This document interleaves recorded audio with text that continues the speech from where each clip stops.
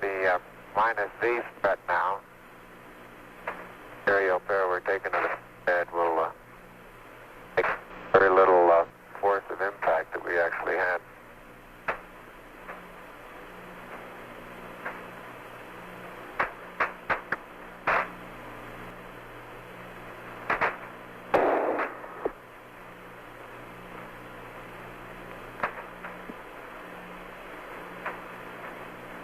Neil, if you'll take the camera, I'll okay to work on the SEQ bay. Okay. Columbia, Columbia, this is Houston. I noticed that. Columbia, this is Houston. Go ahead, Bud. Okay. Try to get some close-up pictures of that rock.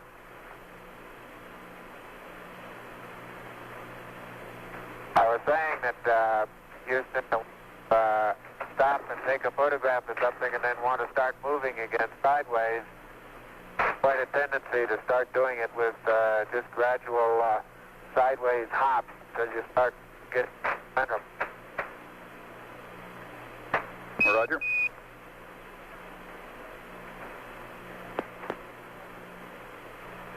Can you see us underneath the LEM over at the SEQ bay, Houston? Yes, indeed, Buzz. We can see your feet sticking out underneath the structure of the LEM descent stage. Okay, I'm just on the other side of the... And now we can see you through the structure of the minus Z secondary strut.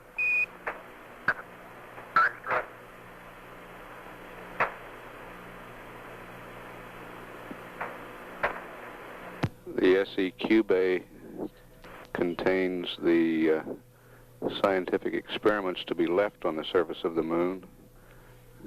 The laser, reflector. They're open, and it looks like they're going to stay up without any problem.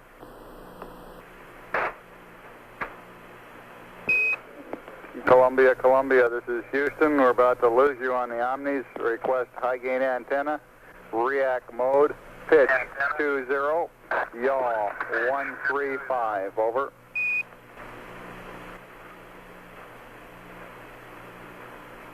I'm going to pick an area, Neil. Make that yaw 175, Columbia, yaw 175 on the high gain. Columbia is locked up on the high gain, Houston. Roger out.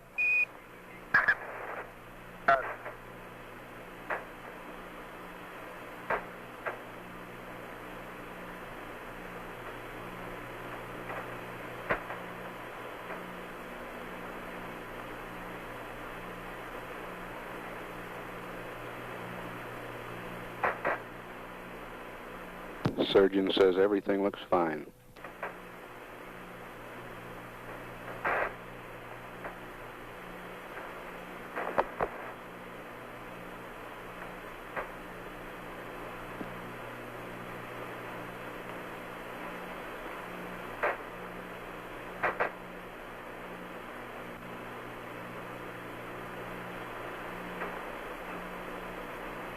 An hour and a half of lunar surface time for Neil Armstrong.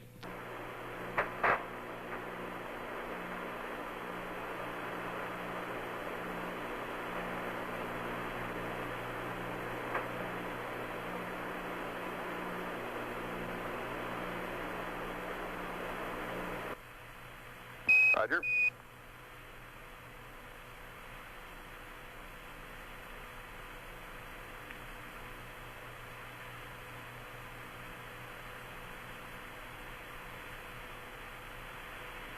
I was unable to toss the lanyard over the side door to keep it out of the way, so it did come down from the boom and had some small tendency to get in the way. They've been on the portable life support systems for 2 hours now.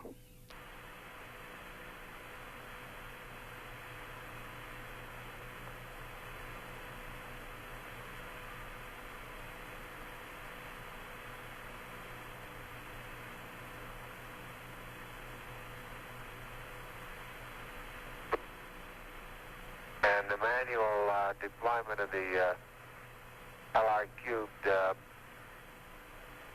little spring that's at the end of the string pulled off. We're up to ESEP deployment.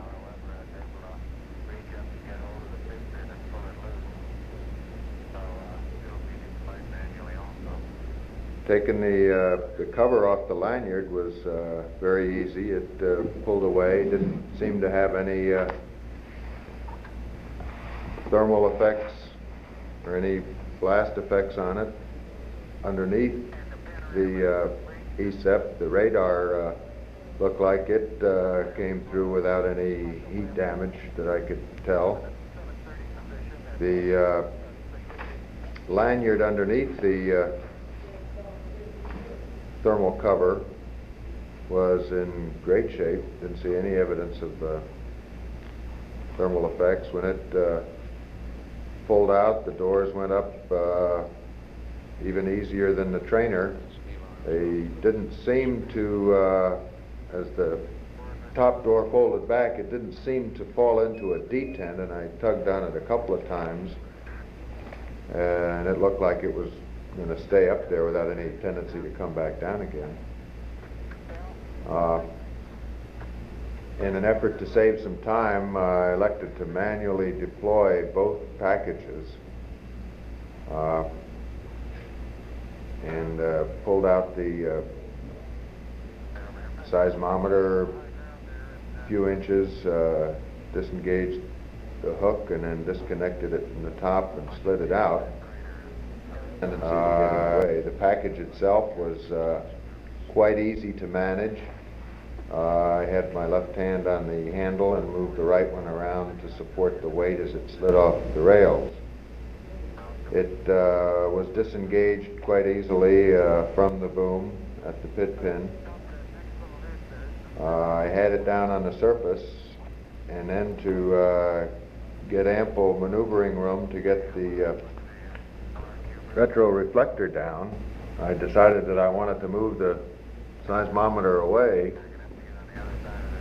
but there happened to be a little small crater right there, so I had to move it, say, maybe 10 feet away and then come back. Remember, there didn't seem to be a reasonably good place to set the seismometer down other than right in front. It appeared to be in my way a little bit. In pulling out the laser package, I used the same technique of pulling it out a few inches, then disconnecting the lanyard from the package itself, and then pulling the string that was attached to the pit pin, and in training sessions I had pulled this one rather slowly yet firmly, and had a few problems with the pit pin binding, and it appears as though the recommendation was to give it a fairly good jerk. Now, when I did this, the wire ring that attached the cord itself to the pit pin sprung open, and either it wasn't a complete circle and hadn't been welded together, or thermal effects somehow had gotten to it and weakened its properties, but it opened up and came loose from the pin. I was able to get the pin out by depressing the one side and then pushing it with my right hand, pushing it through, and it came loose. And then I lowered it down to the surface, and again it was quite easy to handle. The boom slid back in with no problem. I left the lanyards dangling out the bottom, then pulled the retract lanyard, and the doors came back down and fitted together very nicely. The whole operation was quite smooth, and I thought we got a little bit ahead in the time in the deployment of these. picked up the 2 packages, and we headed out the -Y strut, looking for a relatively level area. And I might say that in looking for level areas, I found a little bit of difficulty in looking down at the surface and saying exactly what was level. I don't know what to attribute this to particularly. You don't have as good a horizon definition. Not definition, on the Earth, when you look out to the side, you've got a very flat area. On the Moon, when you look out to the edges, you've got varying slopes. I think it's further compounded by the fact that with 1G and a center of mass considerably displaced aft and up from where it normally is, your physical cues of supporting your weight are different. The net result was that it was just a little bit difficult to tell what was level and what was sloping either to one side or up or down. You don't have a stronger gravity indication either. So. Yeah. It doesn't have a firm orientation. Yeah. So that pretty well covers the deployment out to the site.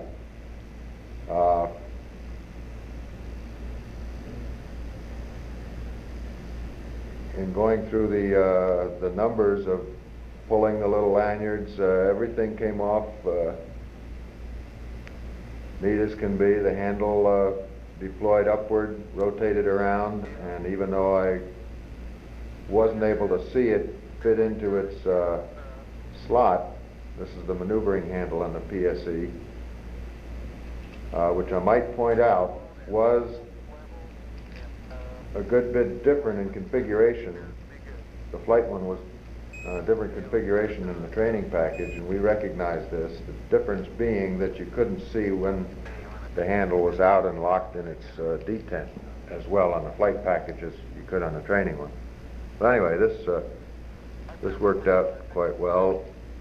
As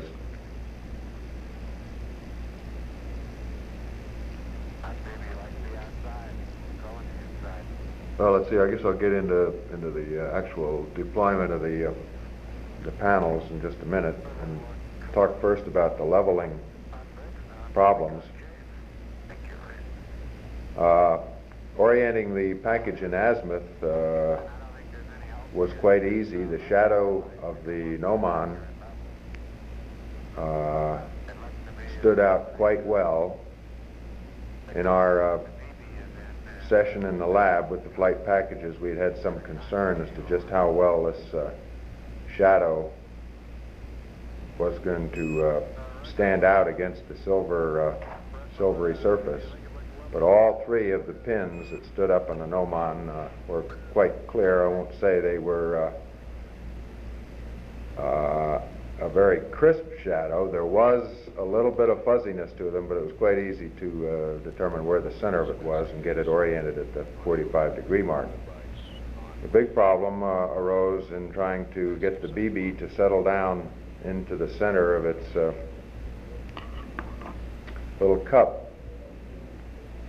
It seemed to want to find a home away from me at about 11 o'clock as I faced the package, and I would try and push it down to get it to rotate around, and it would move away from this position and then start spinning around the outside. And try as I would to gradually move it away or push down on the package away from where the bubble was to get it to drift across, all during this time I was completely unsuccessful in getting the BB to find a home anywhere but along the perimeter. And as I would bend down and look at this thing, it just appeared, from what I could see, that this cup, instead of being concave, had somehow changed its shape and was convex, and it just didn't appear as though there's any hope of that thing ever being anywhere but along the edge. So I visually tried to level it as best I could. As I indicated before, that wasn't too easy to do with a high degree of confidence. So then I went to deploy the panels. And as I recall, as I faced the package, one of the two retaining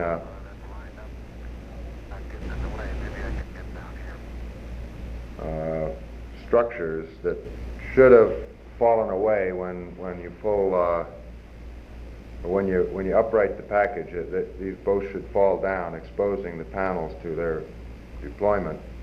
This one failed to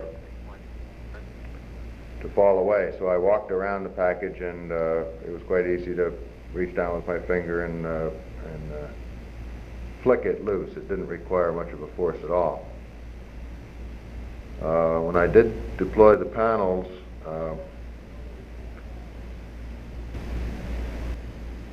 as I recall, the left one came out and deployed completely, and then following another pull on the lanyard, the right one deployed. And there was a certain amount of rocking motion as and dancing around on the surface as these two panels with their masses would flick and fling themselves around and finally settle down. And during the process of doing this, I believe two of the four corners did come in contact with the surface and picked up a light coating of surface material. I'd say the triangle that was coated might have been 2 inches on one side, maybe 1 inch on the other. A very small triangle. So I don't think there was much degradation at all of the surfaces by that particular coating.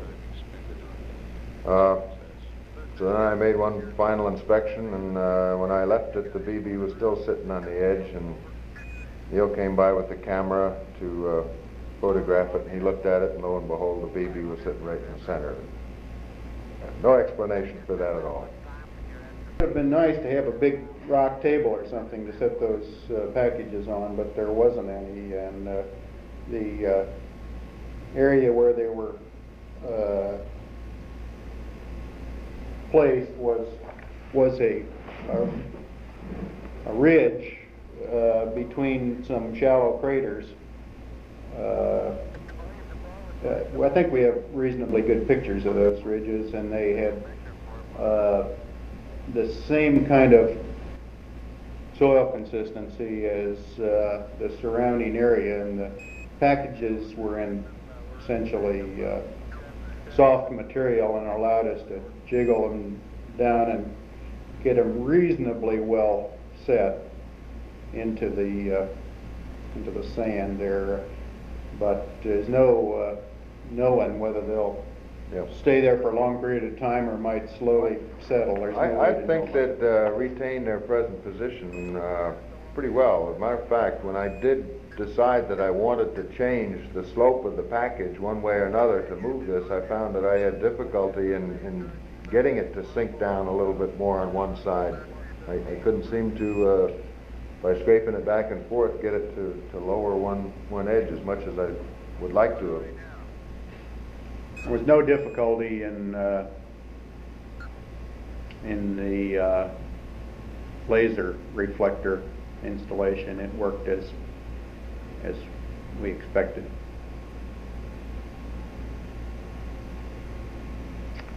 Let's see, I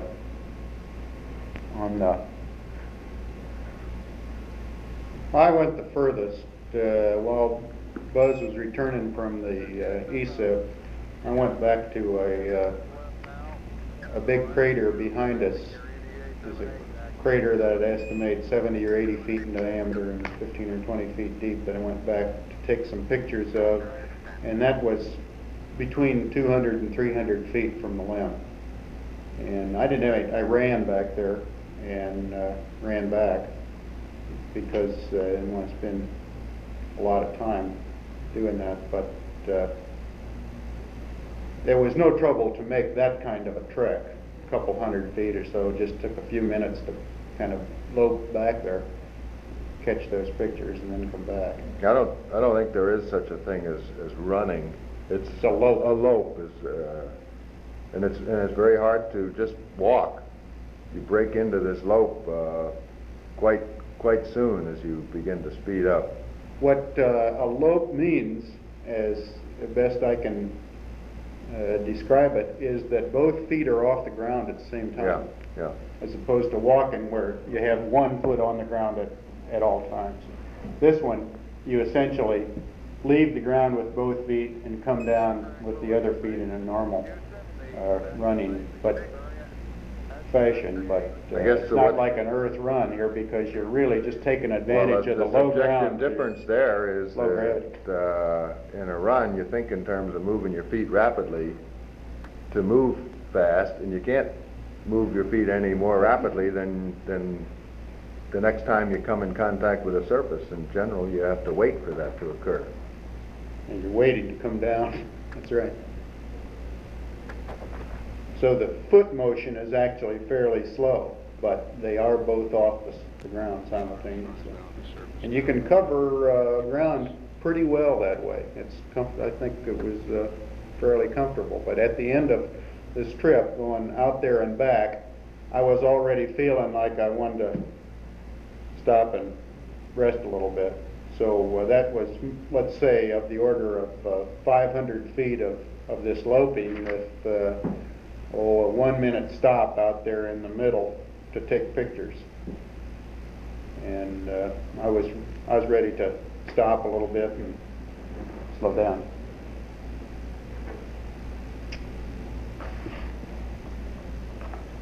There were a lot of interesting areas to go and look at had we had the time within, say, 500 feet or so, that it would have been interesting to be able to take that time and go out and inspect them close and get some pictures, but that was luxury that we didn't afford. And there's so many of them. It's the sort of thing you just can't anticipate before flight. You can plan to some degree when you're on the surface, but until you get out and look around, you can't make your final decision as to what you're really going to do, because you're only looking at maybe 60% of the available panorama. How about the documented sample? Guess there are a couple of, we're obviously running out of time at the end of the ESEP deployment. We had limited time to conduct the documented sample. The figure of 10 minutes was used, and I thought, well, we might actually progress in a formal excursion and get something started anyway. But as the box was opened up, we got the report they wanted 2 core tubes, and it looked like that was probably going to take most of the time. So while I proceeded to do that, because that's essentially a one-man operation, Neil went around one side, the back side of the LEM, and picked up what rocks he could identify, getting as wide a variety as possible. On the core tubes, in unpacking the box, I was quite careful to try and identify where the caps were, because in some simulations we'd misplaced those or they'd dropped to the surface. And I do think we may need some better way of identifying the various packages that have this packing material wrapped around them, so that at a glance you know what's inside a certain roll. In many cases there's nothing in it and it's just been rolled up for packing. In other cases it's got an environmental container in it, or it's got the caps to the core tubes.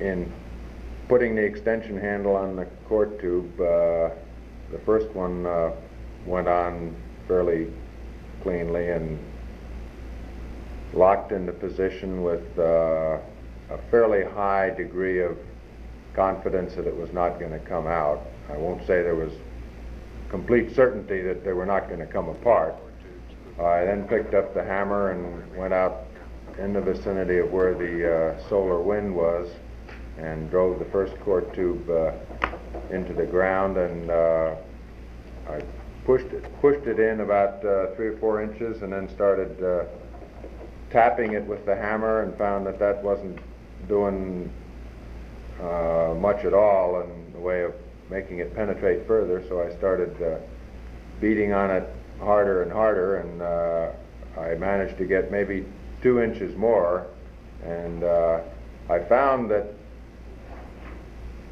when I would hit it as hard as I could and then try and let the hand that was studying it release it, that it appeared as though it was just going to fall over. It didn't stay where it had been pounded in, which made it even harder, because you couldn't just back off and really let it have it. I don't know as we have any way of measuring the exact force or impact that was applied, other than subjective, or maybe from television watching the distance covered, or the measuring some velocity. But there's no doubt that I was hammering it in about as hard as I felt I could safely do. Unfortunately, we don't have any of the surfaces on the extension back to look at the impact, but I was hitting it with the hammer to the point where I was putting significant dents in the top of it.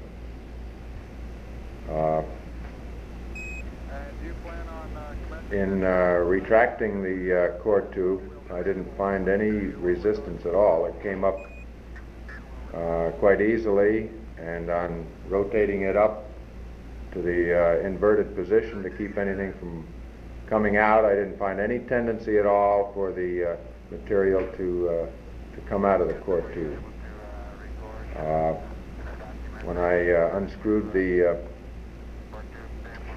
cutter, the surface seemed to separate again without any tendency for the material to flow or move, which meant to me that the consistency of this material, even though it looked to be about the same, was a good bit different. In other words, if I just had some very close surface material and shifted it a little, it would tend to move from one side to the other. Whereas at the bottom of the core tube, I had the distinct impression, and it's just a descriptive phrase, that this was moist material, and that it was adhering or had this cohesive property that wet sand would. And there was no, once it was separated from the cutter, there was no tendency at all for it to flake or to flow. So I put the cap on and put it away, and then used went to another area. I would judge 10, maybe 15 feet away, and encountered about the same difficulty in driving it in. Imagine it went in about the same depth. It strikes me that when I was removing this core tube from the extension handle, that as it was coming off, I had less confidence in it initially putting the two together, that they were going to stay together properly. And when I was removing it, it appeared as though the end of the core tube that attaches to the extension handle had a tendency to come off. I had noted this earlier in some of the bench checks, that when you screwed the core tube in or engaged it, that if you weren't careful when you disengaged it, that you were liable to disengage the cap on the other end. And the reason I'm belaboring this particular point is because I understand that one of the ends did come off. And I guess I can't be sure that it did not come off at the time of disengaging it. It could have come off in the box, but I don't believe they found the other end. So the assumption is that when it was taken off the extension handle, it took the other end off with it. It doesn't appear as though the material spread around inside the box because they couldn't find any, so it must have adhered pretty well. Did we get photos of both those areas?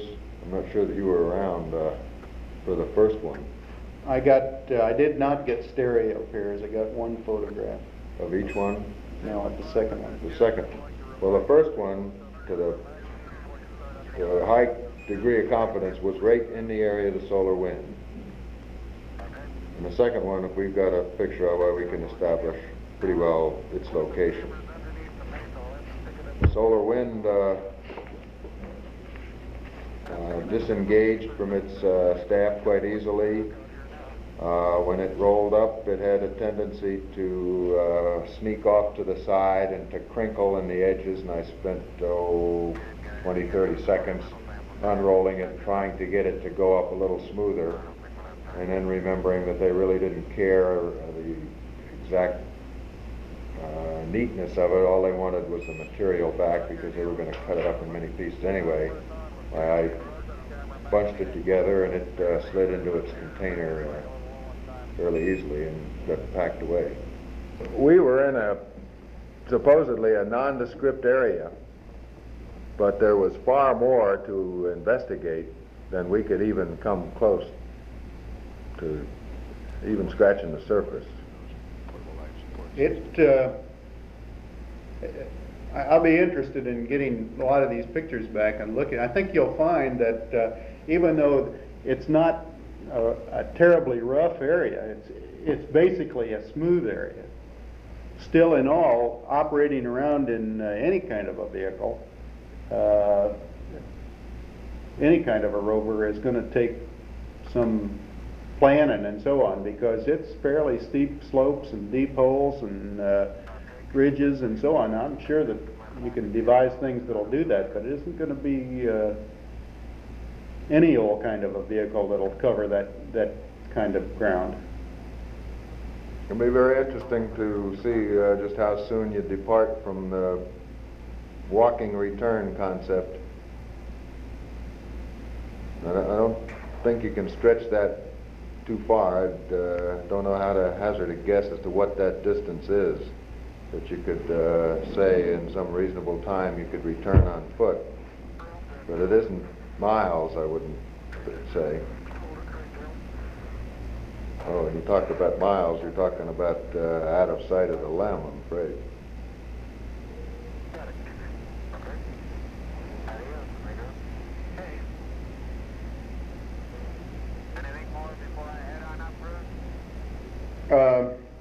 And one other area that's not listed here is the stereo camera.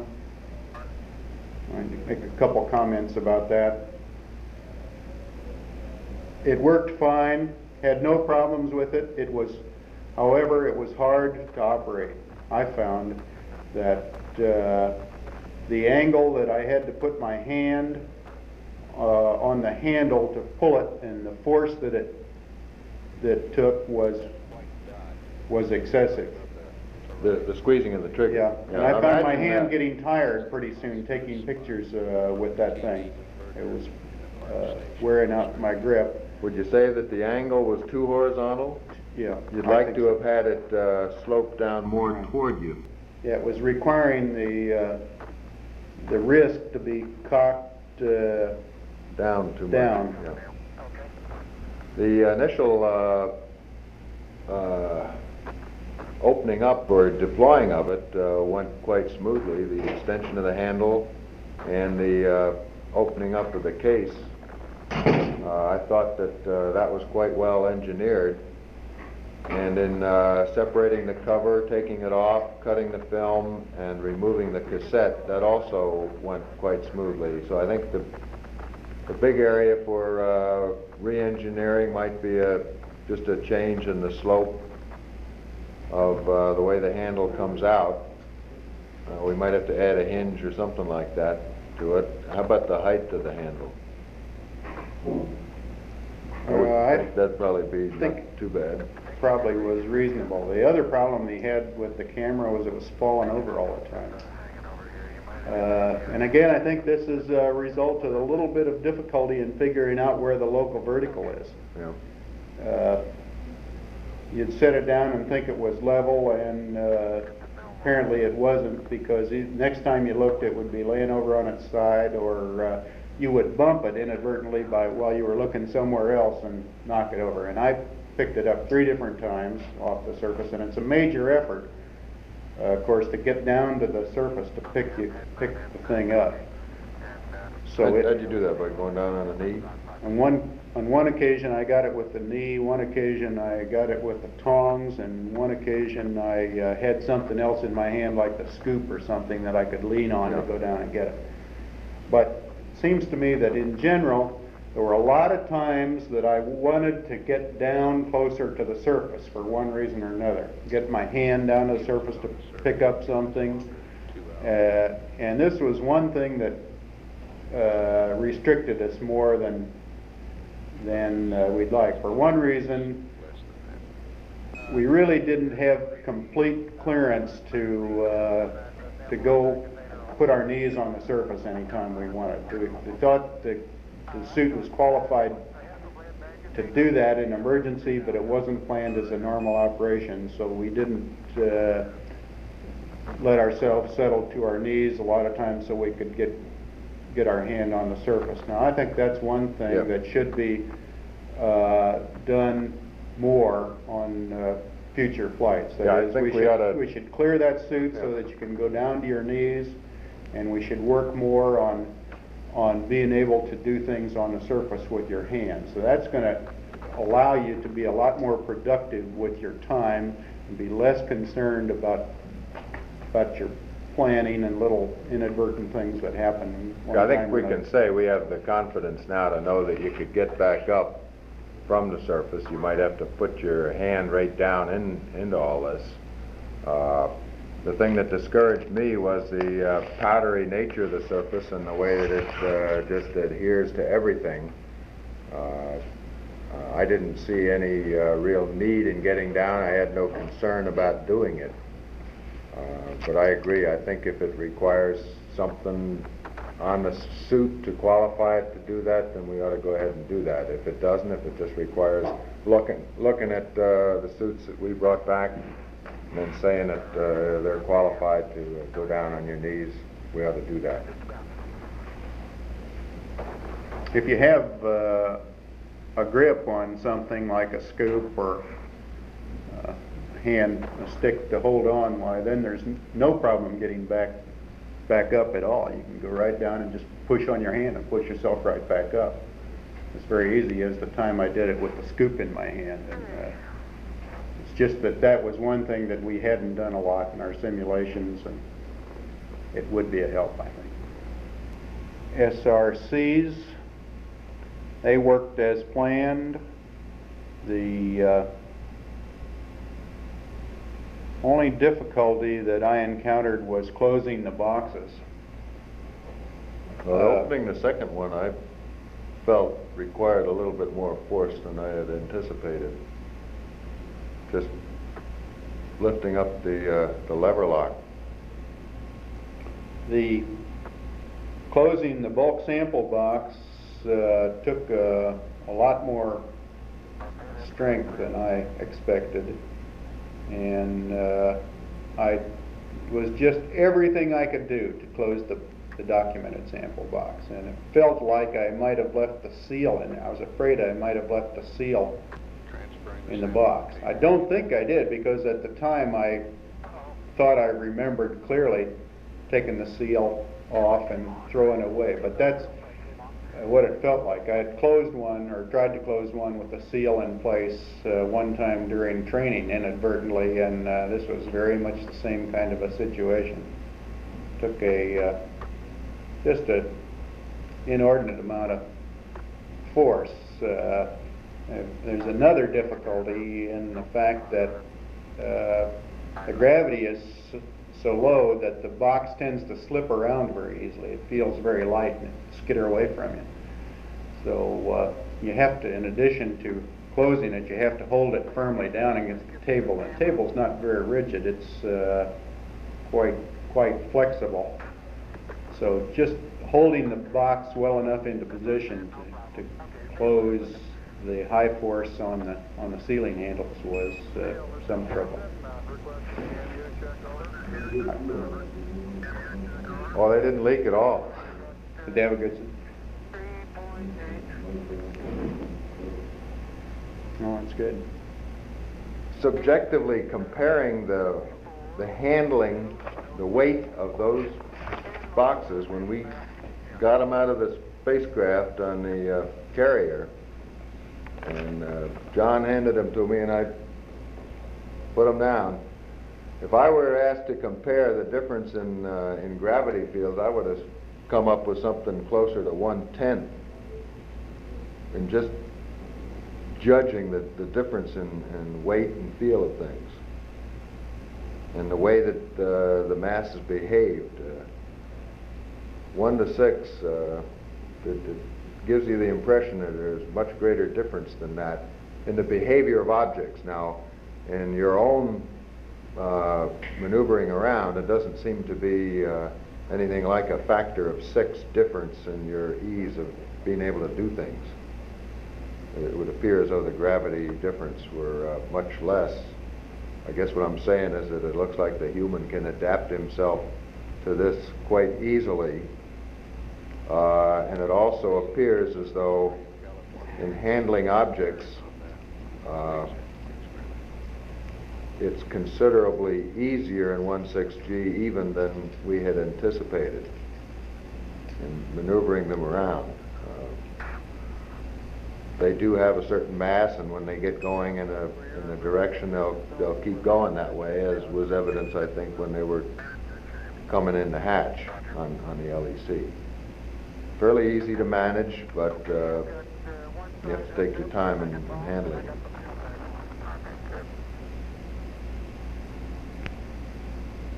Okay, I'd like to skip ahead here a minute to the LEC before we start ingress.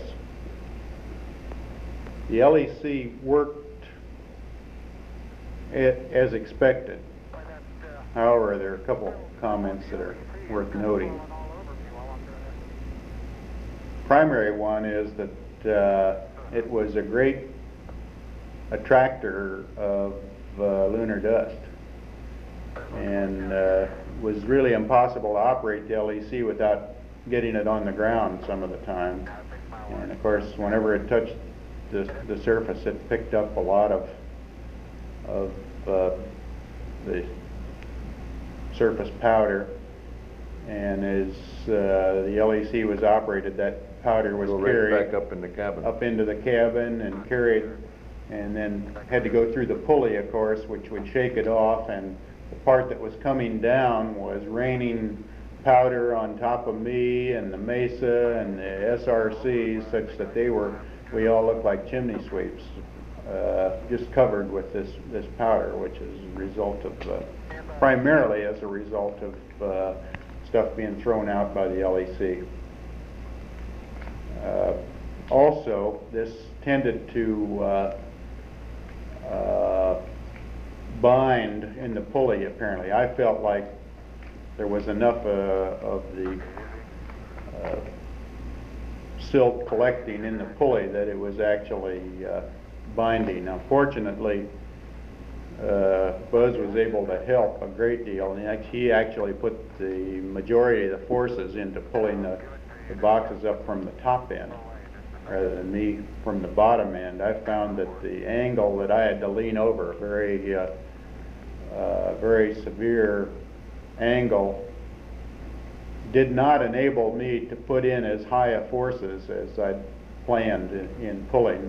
The ground was too soft, and my feet would slip too easily by pulling on the cable, and I was leaning over at probably a 45-degree angle sideways, so that with one foot behind me, so that if my foot slipped, I wouldn't fall down. But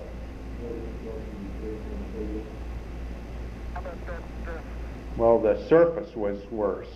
I think the angle and so on was about the same, but I didn't have the footing. Couldn't get the footing in this soft powder that you needed to do that job. Yeah, I think there are a couple of points that could be brought out here that tend to make that sort of a thing more difficult. One is that this powdery graphite-like substance, when it comes in contact with a rock, makes it quite slippery, just like graphite is slippery. I commented on this on a fairly smooth sloped rock, that it was quite easy to get this material on it, and the boot would slip fairly easily. So that fact tends to make you more unstable. The second one is that the surface may look the same, but we found in many areas with just very small changes in the local surface topography that there would be unexpected differences in the consistency and the softness of this top layer. For example, you might find that in some areas where there was just a small little slope, that when you were on the edge of this slope, that there would be little change in the thickness or depth at which you penetrated. In other places, you'd find you put your foot down and you would tend to slump the surface down to a new location, as if there were a different depth of the more resistive subsurface. And these two promoted to give you a not too high a confidence level in your ability to be off balance or have peculiar footing setups. On the operation of the LEC inside, in order to keep it coming smoothly and to have my pulling on it directed in the appropriate direction so that it neither tangled up near the pulley end or tended to move it or slide it as it went out the hatch, I found that I was completely unable to look out the window at the same time. So it was a question of mine just looking at the LEC itself and talking to Neil and hoping that we were coordinated and trying to do the same thing. It would be very nice to maybe work this over a good bit more and see if there is some way to maintain visual contact back and forth, but I didn't find that it was very easy to do. The first step up to the bottom rung, no doubt, it's a pretty good step, though Neil tells me you got up to the third one? Third step. Which indicates, anyway to me, that the capability must exist to do a good bit more in terms of a vertical jump than certainly the POUSOU leads you to believe you can do. There's no way to evaluate that in the airplane. The big problem in the POUSOU was it just didn't seem as though you could bring enough to bear, and that it would carry, that your inertia would carry as far as evidently it's able to do with a good leg extension. The technique I used was one in where I did a deep knee bend in both legs. I got my torso down absolutely as close to the footpad as I could with the deep knee bend, and then sprang vertically up and guided myself on the exterior of the handrails with my hands. And I got to the third step, which I guess was of the nature of between 5 and 6 feet above the ground, easily.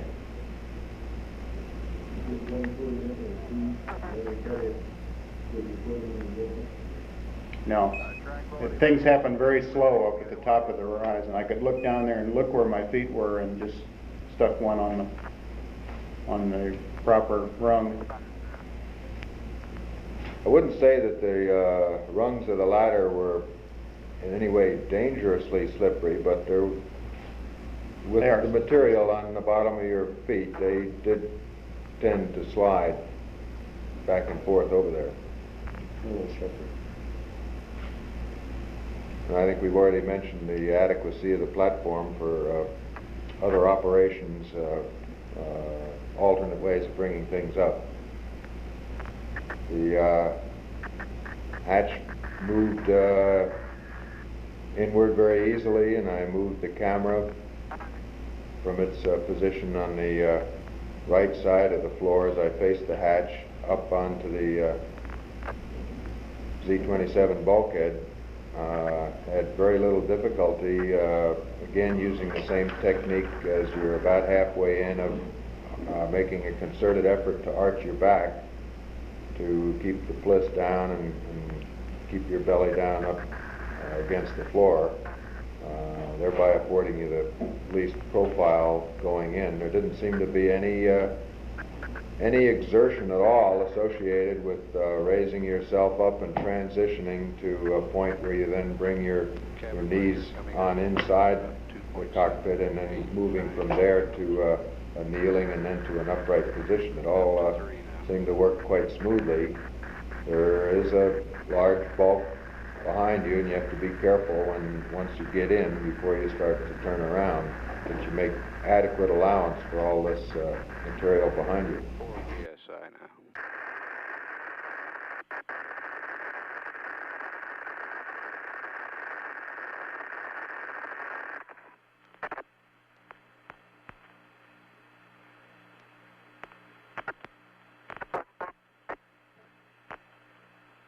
Please show the cabin at 4.8 now.